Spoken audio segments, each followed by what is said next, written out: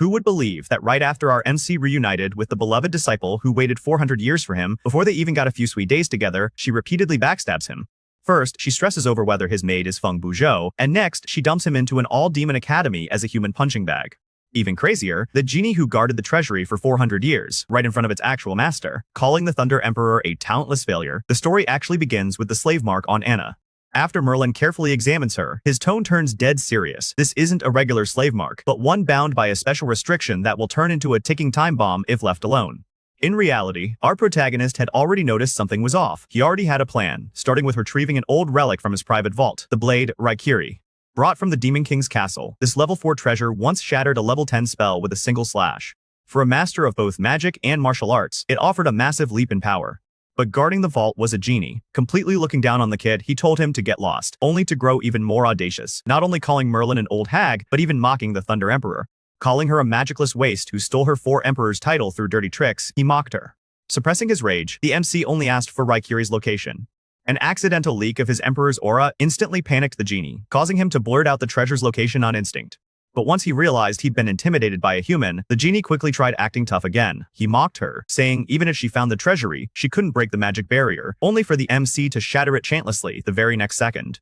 As for the guy talking smack, the MC didn't even bother dealing with him. He made just one request: never block his tab when he and Anna return. With the sword issue settled, Merlin quickly handled his enrollment. This demon academy never admits humans, as proud demons view them as an inherently inferior race. Walking through the campus, doubts and contempt met him at every turn. But the MC was secretly thrilled. The more he was shunned, the better, giving him total peace to focus on magic. Too bad Merlin saw right through him. For their first class, Merlin showed up to teach in person, instantly inflating the white-haired prodigy's ego, who is dead certain the principal was there specifically for a genius like him. The next second, he gets brutally humbled. Merlin has no clue who he is, her eyes locked onto the MC the entire time. Terrified his identity will be exposed, the MC is sitting on pins and needles. But Merlin just ignores his panic, warning the whole class to drop the stereotype that humans are weak and telling anyone who disagrees to step up and challenge him. When class finally ended, the white-haired guy still wouldn't give up, coming over to talk trash, claiming Merlin favors pretty human boys and that he's just her plaything. This cheap provocation didn't bother him at all. He was only stressing over how to ditch this hassle without exposing his strength.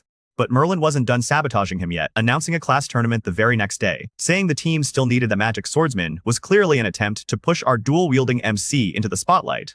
Whitehair volunteered first, and the MC breathed a sigh of relief, thinking he dodged a bullet. But then, the usually timid Anna suddenly raised her hand, not to sign up herself but to nominate him. The MC was instantly struck dumb. Mealing is thrilled, while the white-haired guy beside her wears a scheming smile. Though this episode seems dialogue-heavy, it actually drops 2 major setups. First is Anna's unique slave crest. The faction behind it is the only threat capable of making our MC go all out.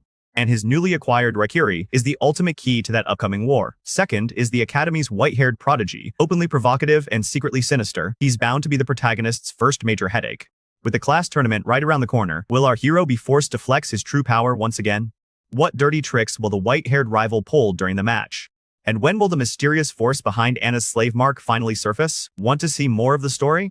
Be sure to like, follow, and see you in the next episode.